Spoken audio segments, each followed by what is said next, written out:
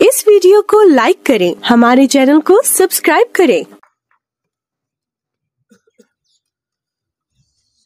अस्सलामु अलैकुम वरहमतुल्लाह।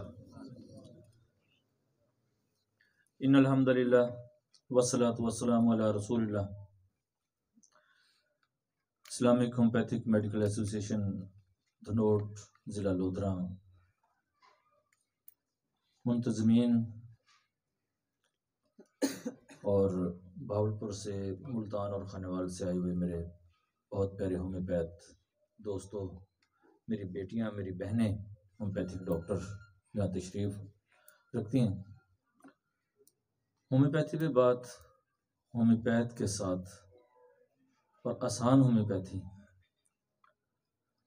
और अपने दोस्तों के साथ इल्म शेयर करना, इल्म को हासिल करना, मिल बैठना, मुलाकात होनी, और ये मुलाकात फ़रोग़ इल्म के लिए होना, ये एक सादत है। नबी मेहरबान सल्लल्लाहु अलैहि वसल्लम पे पहली वही आती है, इक़रा, पढ़। कि तालीम से आगाज़ होना, तालीम की बातें होना और उसकी मखलूक की भलाई की बातें होना, सेहत का सामान मुहैया करना, दुखी इंसानियत की खिदमत करना, उसके के ज़रिए अल्लाह की रज़ा को हासिल करना, और अल्लाह की रज़ा इसलिए हासिल करना कि वो राज़ी हो जाए और अपनी जन्नतों का मेहमान बना दे। मेरा ख्याल है एक डॉक्टर खिदमत खल्क, अगर मैं इस नीयत से अपने क्लिनिक पे बैठूं कि मैंने उसके मखलूक के दुखों का मुदावा करना है, तो ये बहुत बड़ा अजर का बायस है। ये गुनाहों को माफ़ी दिलाने वाला सबसे बड़ा अमल है।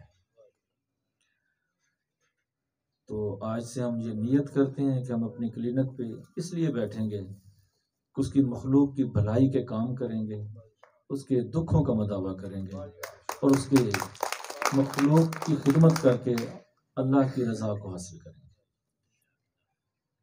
अच्छा, मुझे मौजू कोई नहीं दिया गया कि मैंने किस मौजू पे बात करनी है, तो अगर कोई मौजू दे दें तो मैं उस पर बात कर लेता हूँ। कल एक होम्योपैथ दोस्त का फ़ोन आया था कि डॉक्टर साहब, आपकी बहुत सारी गुफ्तगू हम सुनते रहते हैं, दोस्त यूट्यूब पे लगाते रहते हैं, तो ट्यूमर पे कोई गुफ्तगू आपकी मौजूद नहीं है, तो उस पर अगर बात कर दें तो आसानी होगी। मुझे अगर कोई मौजू दे गए तो मैं उस पर बात कर लूँगा, अगर कहें तो मैं ट्यूमर पर बात करूँ, जो आपको आसान लगे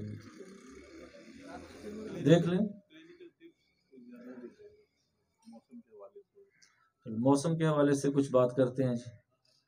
वैसे तो मौसम के हवाले से बात डॉक्टर नवीद नवाज साहब ने की है, उसमें थोड़ी सी मैं इजाफा कर दूंगा छोटे बच्चों के हवाले से। मेरा ख्याल है जो डॉक्टर साहब ने बात की उसमें कमी कोई नहीं रही, लेकिन छोटे बच्चे आजकल ये होता है कि वालिदैन बड़े परेशान होते हैं कि सीना जकड़ा हुआ है और बच्चे को सांस नहीं आ रहा, तो संदूकस नेग्रा बड़ी दवाई है। अगर सर पे पसीना आ रहा हो तो बच्चे का दम घुट रहा होता है, और दूसरी इसमें बड़ी दवाई एंटमटाट है।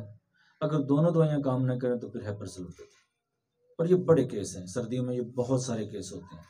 तो इसके साथ अगर बेसिलिन लगा देंगे तो यकीनन बार बार ये खराबियाँ पैदा नहीं होंगी। तो सर्दियों के आगाज़ में जो लोग सर्दी से हसास हैं, ट्यूबरकुलिनम की एक डोज हर बार रिपीट कर लें, चंद खुराकें, तो उनका ये सर्दियाँ भी आसानी से गुजर सकती हैं। और जी मौजू बता दें, जो जिस मौजू पे कहेंगे बात शुरू कर देते हैं। ट्यूमर जी, चलो ट्यूमर का आगाज़ करते हैं, फिर ब्रेन ट्यूमर से आगाज़ कर लेते हैं, तो एक साइड से शुरू हो जाते हैं, और मैंने कोशिश करनी है कि मुख्तसर वक्त में ज़रा तरतीब अच्छी लगा देना। जब ब्रेन ट्यूमर का बड़ा केस है हमारे माशरे में, और जिस मरीज़ को पता चल जाए कि मेरे दिमाग के अंदर रसौली मौजूद है, उसने तो परेशान होना ही होना है, उसके घर वाले और उसके अहबाब जो है ना वो भी परेशान हो जाते हैं, पता नहीं क्या बनेगा। और मैं काफ़ी मरीज़ों का इलाज करने के बाद जो मैंने तरतीब लगाई है, जिसके साथ अल्लाह ताला ने आसानियाँ पैदा की, वो आपके साथ शेयर कर देता हूँ। और अल्हम्दुलिल्लाह मैंने 2.5 दर्जन के करीब ये मरीज़ ठीक हो चुके हैं। तो उसमें ये है कि सबसे पहले तो एंटी मियाज़मेटिक मेडिसिन देंगे। जो मेरा मामूल है, ट्यूबर मैं ज़्यादातर 1 में देता हूँ, रिपीट करता हूँ 20 दिन 25 दिन के बाद। और बाज़ औक़ात ये होता है कि मरीज़ कार्सिनोसिनम भी देना पड़ती है। अगर मरीज़ को चक्कर आते हैं चलते हुए लड़खड़ाता है, ब्रेटा कार्ब दे दें 1 ml हर 3 दिन बाद, 4 दिन बाद, 3 दिन बाद, 4 दिन बाद। बकिया उसके साथ आप कलक्रिया फ्लोर 6 में दे दें, कलक्रिया फास्ट 6x में साथ दे दें, प्लेसबो दे दें, जो भी करें। ये आपके बहुत सारे केस निकलेंगे, लेकिन मरीज़ को ये कह दें कि 1.5 साल, 2 साल, पौने 2 साल, 2.25 साल आपको इलाज करवाना पड़ेगा। और मरीज़ को ये बावर करवा दें कि अगर आपको जल्दी है तो आप होम्योपैथिक सिस्टम को नहीं अपनाएं, आप जाके ऑपरेशन करवा लें ताकि ख़राबियाँ ना बढ़ें। मरीज़ चंद दिन आपके पास, चंद दिन किसी और डॉक्टर के पास, उसके नतीजे में मरीज़ का नुकसान होगा। तो किसी का नुकसान नहीं होने देना, ठीक है। अगर मरीज़ जल्दबाज है और वो चाहता है जल्दी, तो उसे कहें आप एलोपैथिक सिस्टम की तरफ चले जाएं, जाके ऑपरेशन करा लें ताकि उसकी ज़िंदगी को बचाया जा सके। और हमारी ये जिम्मेदारी है कि किसी के साथ भलाई करें। जब ब्रेन ट्यूमर, उसके बाद हम आ जाते हैं नाक के अंदर DNS पोलीपाई, तो यहाँ भी ट्यूबर ज़रूरी देंगे। मेड्रिनम भी यहाँ तजवीज़ हो सकती है, थूजा भी हो सकती है, मियाज़म को नज़रअंदाज नहीं करना। और ट्यूक्रम अगर 1 ml हर तीसरे चौथे दिन बाद देते रहें तो ये आपके बहुत सारे केस ट्यूक्रम ही निकाल देते हैं। अगर मरीज़ मोटा और पिलपिला है तो कलक्रिया कार्ब नहीं, वापस जाएंगे ब्रेन ट्यूमर की। मैंने एक ही दवाई बता के आगे चल पड़ा, और भी दवाइयाँ। अगर मरीज़ मोटा पिलपिला, ब्रेन ट्यूमर की बात कर रहा हूँ, तो आपको कलक्रिया कार्ब देना होगी।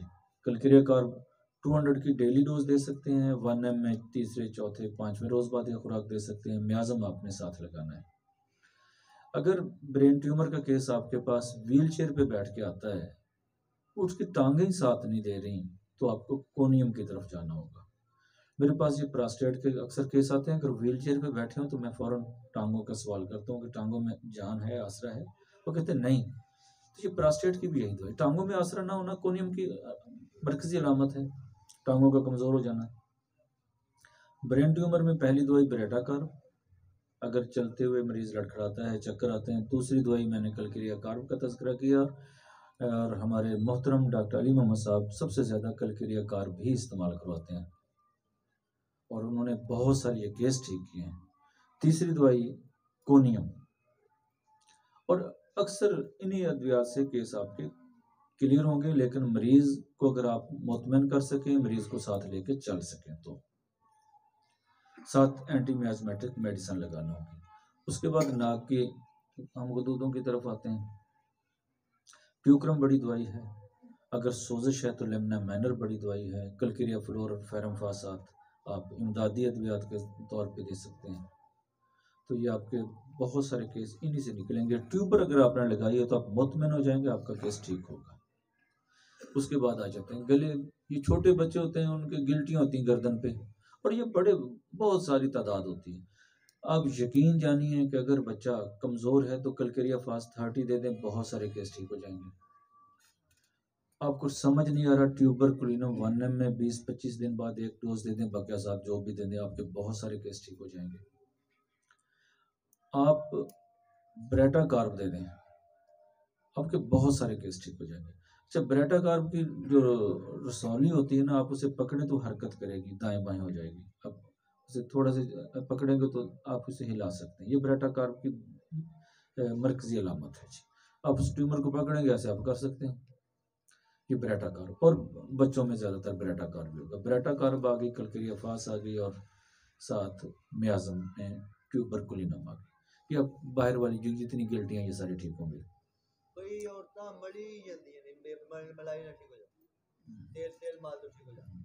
अच्छा, टांसल होते हैं जी।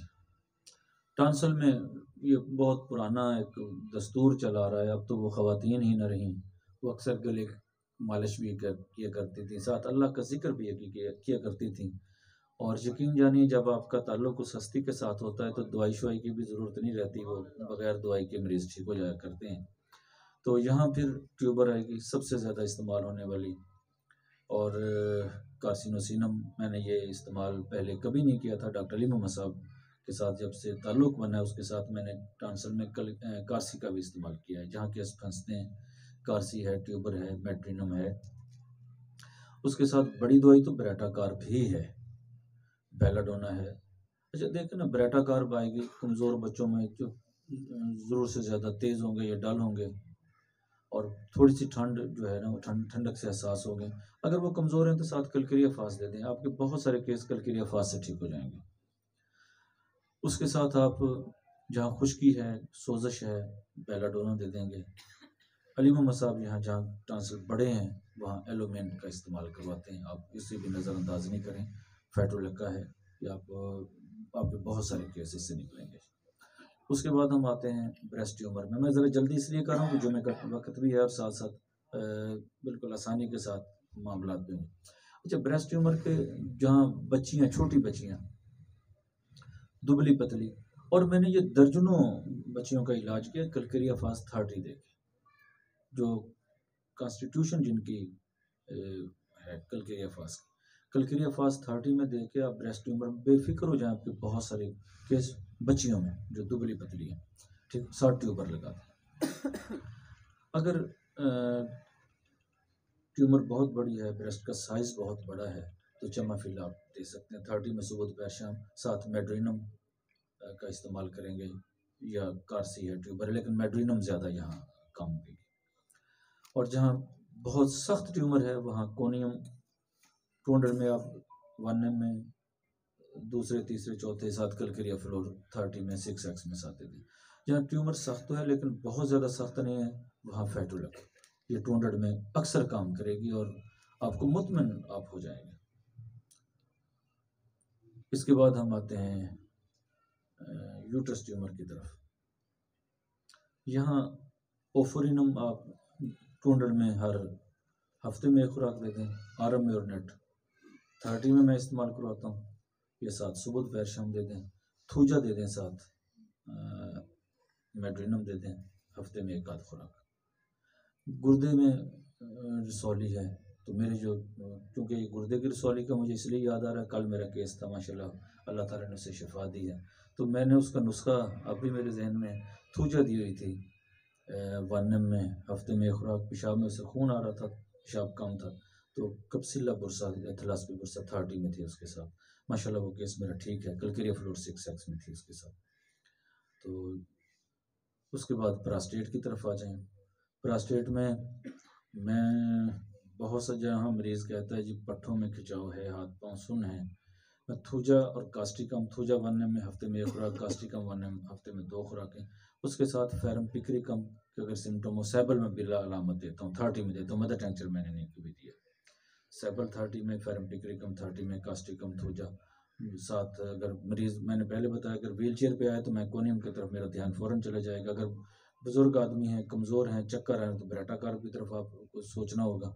ये चंद अद्वियात हैं, अगर आप इनका मुताला बड़े तवज्जो से कर लें और एक एक दवाई का जो नक्शा अपने जहन में बिठा लें, तो जिस तरह हम आजकल तो पता नहीं वो पहाड़े पढ़े जाते हैं या नहीं, हमारे दौर में तो होता था ना 2 का पहाड़ा, 4 का पहाड़ा। होम्योपैथी इस तरह आसान हो जाएगी, क्योंकि आसान होम्योपैथी भी बात हो रही है। एक एक मेडिसन को 2, 3, 4 मटीरियल मेडिका से अलग-अलग पढ़ लें, उसका जो बुनियादी मरकज़ी ख्याल है वो आपके जहन में बैठ जाए, तो उसका नतीजा ये निकलेगा कि आपके लिए प्रैक्टिस करना बहुत आसान हो जाएगा। उसके साथ जिस्म के लाइपोमास, जिस्म, मरीज़ अक्सर कहता है कि मेरे सारे जिस्म पे गिल्टियाँ बनी हुई छोटी छोटी। ये देखें ना आप, अगर इनको देखते हैं तो वो हरकत करने वाली होती हैं। तो मैं अगर मरीज़ दुबला पतला है तो ट्यूबर के साथ ब्रेटा कार्ब देता हूँ, साथ कलकरिया फ्लोर दे देता हूँ। ट्यूबर 1 में, ब्रेटा 30 में, कलकरिया फ्लोर 6। अगर मरीज़ मोटा है तो थूजा 1 में, उसके साथ ब्रेटा और कलकरिया फ्लोर 6। ये मेरा मामूल है और मरीज़ को ये कहता हूँ साल से ज़्यादा टाइम लगेगा। अगर आपको जल्दी है तो इलाज नहीं लें हमसे, ताकि मरीज़ को पता चले मैंने इलाज लेना और लंबा अरसा दवाई खानी है। हमारे यहाँ ये होता है जी अल्लाह खैर करेगा दवाई लें ठीक हो जाएंगे। भैया ये जल्दी ठीक नहीं होते केस। उसका नतीजा ये निकलता है कि मरीज़ बददिल होता है, यार इसने तो कहा था आराम आ जाएगा, आराम तो नहीं आया। पहले दिन मरीज़ को बता दें आपको इतना टाइम लगेगा, अगर आप जल्दी में हैं तो मेरे पास इसका इलाज नहीं है, अगर आप सब्र कर सकते हैं तो इतना टाइम है। और ये ज़रूरी है बताना, वगरना आप अपने सिस्टम की बदनामी का बायस बनेंगे। मैंने हमेशा मरीज़ को ये कहा है, अगर आपको जल्दी है, मुझे जल्दी नहीं है। सेहत की आपको ज़रूरत है तो आपको मेरे साथ चलना होगा सब्र के साथ। अगर आप जल्दी में हैं तो आप और गाड़ी पकड़ें, ये गाड़ी जल्दी वाली नहीं है। तो इसलिए ये जिस्म की जितनी रसौलियाँ हैं इसके लिए साल सवा साल लगता है ये ठीक होने में, और मैंने बेशुमार केस निकाले हैं। ये लाइपोमास हो गए, और इसके अलावा जी कोई रसौली किसी किस्म की अद्वियात यही हैं। इन्हीं को समझना है, इन्हीं को पढ़ना है, इन्हीं को देखना है। और इन्हें गिलड़ का मेरे पास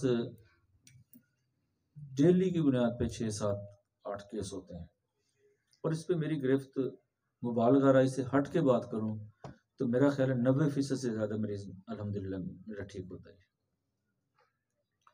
यहाँ जो सबसे ज़्यादा इस्तेमाल होने वाली मेरी दवाई है वो है नेट्रम्योर, और मेरी ये ख्वाहिश होगी कि मेरे साथी डॉक्टर फयाज साहब बैठे मेरे पास अक्सर आते रहते हैं, इनसे पूछ लीजिएगा गिलड़ का मरीज कभी आके ये नहीं कहता कि फ़र्क नहीं पड़ा।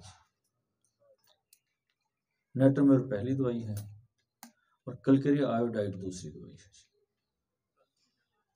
नेट्रम्योर मैं 200 में देता हूँ, तीसरे चौथे दिन बाद एक खुराक। कलकेरिया आयोडाइड आप 30 में दे दें, सुबह दोपहर शाम 200 में दे दें, ये आपका केस मिस नहीं होगा। आयोडियम किसी दौर में दिया करता था, मैंने पिछले 10-12 साल से मैंने कभी नहीं दी। कोई केस आगे देने में हर्ज भी नहीं है, लेकिन मेरा केस फंस ही नहीं रहा, मुझे ज़रूरत नहीं रही। तो इसलिए ये मेरी आप दोस्तों से दरख्वास्त होगी कि नेट्रम्योर को ज़रा तवज्जो से पढ़ें, ये क्या चीज़ है। मेरे क्लिनिक में सबसे ज़्यादा इस्तेमाल होने वाली दवाई है ही नेट्रम्योर। और मैंने ये गुर्दे के मरीज़ों में, मैंने पिछले दिनों मेरा ब्रेस्ट कैंसर का केस, उसमें बड़ी दवाई ये नेट्रम्योर ही थी। मैंने उसकी, बल्कि फयाज साहब आपने देखा था वो मेरा केस ना, ब्रेस्ट ट्यूमर वाला, मैंने ये बुध वाले दिन डॉक्टर साहब मेरे पास थे जब वो मरीज़ आई है, उसकी ट्यूमर तकरीबन ठीक हो चुकी थी नेट्रम्योर के साथ। मैंने ट्यूमर को मद्देनज़र नहीं रखा, मैंने उसकी जो शख्सियत थी उसकी दवाई तजवीज़ की थी। तो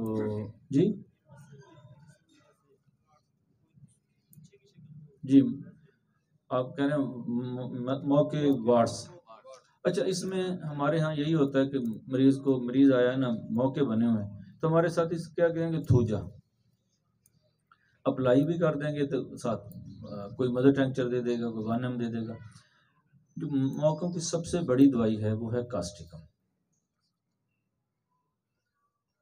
सबसे बड़ी दवाई। वैसे तो डलका मारा है, एक्सरे है, थूजा है, लेकिन पर्सनैलिटी के लिहाज से मैं आपको समझा देता हूँ। जिस तरह आप हैं, आपको थूजा काम करेगी, जिस तरह डॉक्टर नज़ाकत साहब बैठे हैं तो यहाँ कास्टिकम काम करेगी। आप डॉक्टर नज़ाकत साहब को देते रहें जितनी मर्जी थूजा, लीटर पिला दें, नहीं ठीक होगी, ठीक है ना। जहाँ मरीज़ हेल्दी है, गर्दन मोटी है, वहाँ आप थूजा देंगे। जहाँ ये कैफियत ना हो तो वहाँ आप कास्टिकम देंगे, और आप कभी फेल नहीं होंगे। फिर बहुत सारे साल फेल होने के बाद यहाँ तक पहुँचे हैं। अच्छा, ये अपनी अपनी इस्तेदाद कबूलियत एक लफ्ज़ है, हर मरीज़ की अपनी मुख्तलिफ होती है दूसरे मरीज़ से। बाज़ मरीज़ दवाई को तेज़ी से कबूल करते हैं, बाज़ देर से कबूल करते हैं। तो वो आप जब मरीज़ दूसरे और तीसरे विज़िट पे आता है तो आपको अंदाज़ा हो जाता है कि मेरा मरीज़ जल्दी ठीक होगा या लेट ठीक होगा। और चूँकि आपने सवाल किया तो इस हवाले से जो मैं अपने क्लिनिक में बात करता हूँ वो आपके साथ शेयर कर देता हूँ। होता ये है कि मरीज़ आया ना दूसरी मरतबा, उसे फ़र्क तो पड़ा है, लेकिन मरीज़ कहता है फ़र्क तो पड़ा डॉक्टर साहब, मज़ा नहीं आया। मैं उसे एक ही बात कहता हूँ, अगर आप अल्लाह का शुक्र अदा करोगे तो आपकी शफा तेज़ी से होगी। ये कुरान का कुलिया है ना, लाइन शकरतुम लाज़ीदन्नकुम, शुक्र गुजार बनोगे तो ज़्यादा दूंगा। हमारे यहाँ हमारी नाशुक्री नेमतों में इजाफे का बायस नहीं बनती। तो मरीज़ से ये कह दें, उसका शुक्र अदा करें, जितना फ़र्क पड़ा है शफा में तेज़ी आ जाएगी। साथ सदका अदा कर दें। बहैसियत मुसलमान हमें तालीम क्या दी गई है। इस वक्त हम मादियत में ढल चुके हैं। इस्लाम रूहानी मज़हब है, ये मादी मज़हब नहीं है कि मैंने दवाई दी और दवाई ने शफा देनी है। कोई सिस्टम शफा नहीं देता, हर सिस्टम अपनी अपनी जगह पे ठीक है। उसने मखलूक खुदा की भलाई के लिए काम करना है और कर रहे हैं। इसलिए आप अपने हिस्से का काम करें जो आपकी जिम्मेदारी है बहैसियत होम्योपैथ। और उसमें इस चीज़ को नज़रअंदाज नहीं करें कि आपकी बैलेट उन्होंने काम नहीं करना या आपके कलम चलाए और काम नहीं करना, आपके अस्पताल से शिफा नहीं मिलनी। शिफा अल्लाह की ज़ात ने देनी है। और पैगंबर क्या कह रहे हैं, वाइज़ा मरीज़ तो फ़हुव यशफीन, जब मैं बीमार होता हूँ मेरा अल्लाह मुझे शिफा देता है। और कभी इस चीज़ को नज़रअंदाज नहीं करें, इस चीज़ पे हमेशा ध्यान और तवज्जो रहे। जब इन चीज़ों पे तवज्जो रहेगी, आपका राब्ता उस शिफा देने वाली हस्ती के साथ जितना गहरा होगा, जितना मजबूत होगा, तो आपके मामलात उतने आसान होते चले जाएंगे। जब आपको फिक्र होगी कि इस मरीज़ को जो तकलीफ़ है वो मेरी तकलीफ़ है, क्योंकि जब मुसलमान किसी को कांटा चुभता है तो तमाम मुसलमानों को उसकी तकलीफ़ होनी चाहिए, तो उसका नतीजा क्या निकलेगा? जो उसकी मखलूक की भलाई के लिए कामों में लगे रहते हैं, अल्लाह उनकी भलाई का सामान मुहैया करता है। अल्लाह आपकी भलाई का सामान मुहैया कर देगा। और जिसकी भलाई का सामान अल्लाह मुहैया कर दे, उसे को फिक्र होगी, जहन से निकाल दें कि ये बिजनेस है। जब ये जहन से निकाल देंगे तो बरकतें अता करेगा, वो नेमतें अता करेगा। फिर वो उसकी ताबीर बन जाएगी, रब्बना आतिना फी दुनिया हसना, फिर दुनिया खूबसूरत करके रख देगा आपके लिए। और उसके लगे बंदे असूल हैं जिसके मुताबिक वो जिंदगी की गाड़ी को चलाता है। और जिंदगी, अच्छा, तमाम दोस्तों के पास मोटरसाइकिल गाड़ी है, ये कैसे चलती है? रेस के साथ। आप रेस दे रहे हैं ना तो तेज चलती, तो शुक्र क्या है, ये रेस है जिंदगी का।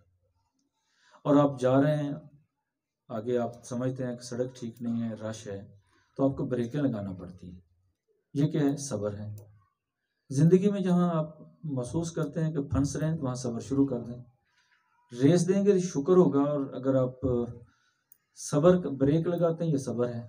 और गाड़ी की सर्विस करवाना पड़ती है ना, मेंटेनेंस की जरूरत पड़ती है, तो ये इस्तगफार है। कसरत से इस्तगफार का रास्ता निकालें, कसरत से इस्तगफार करें। और इस्तगफार के मुतल्लिक़ क्या कहा गया? जो शख्स कसरत से इस्तगफार करता है, अल्लाह उसे हर तंगी से निकाल देता है और वहां से रिज़्क देता है जहां उसका गुमान नहीं होता। और किस हस्ती ने यह कहा है? सिर्फ मुझे उस दर्जे का यकीन चाहिए। इल्म की कमी नहीं है, यकीन और अमल की कमी है। यहाँ इल्म वाले तो बहुत हो चुके हैं, इल्म तो फैल चुका है, लेकिन वो इल्म जिस इल्म की जरूरत थी उससे दूर हो गए हम। अगर उस इल्म की तरफ वापस पलट जाएं,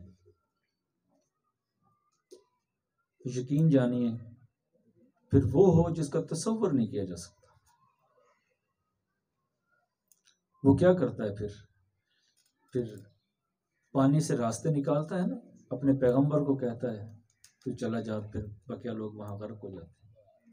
फिर वो यूसुफ अलैहिस्सलाम को कुएं से निकालता है, गुलामी से आजादी दिलवा के फिर बादशाही के अता कर देता है।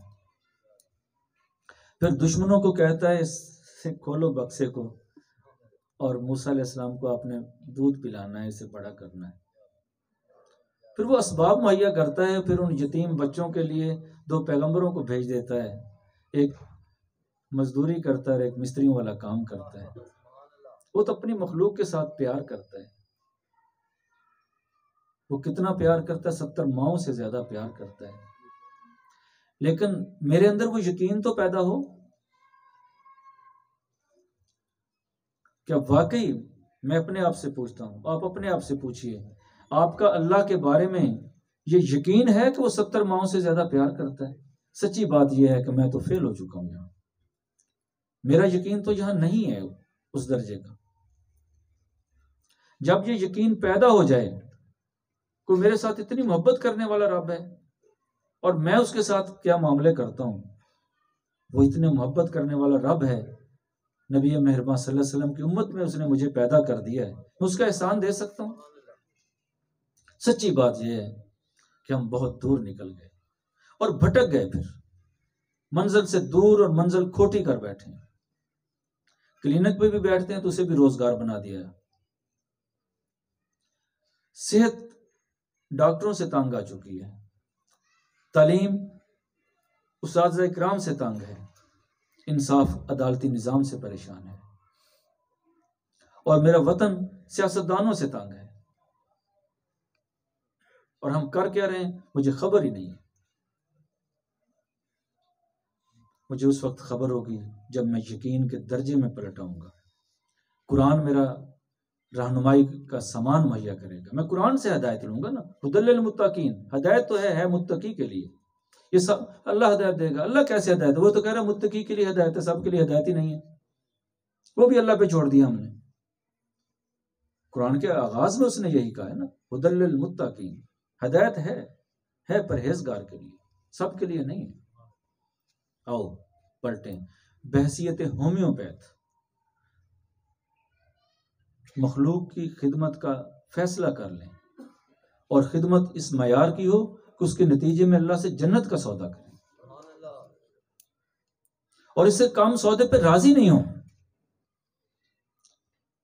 जब वो 70 माओ जितना प्यार करता है तो मैंने मामला किसके साथ करना है? इस यकीन के साथ उसके साथ मामला करते हैं ना। वो तो कहता है 1 कदम चल के आओ, मैं 10 कदम चल के आता हूं। तुम चल के आओ, मैं दौड़ के आता हूं। तो फिर देर किस बात की है?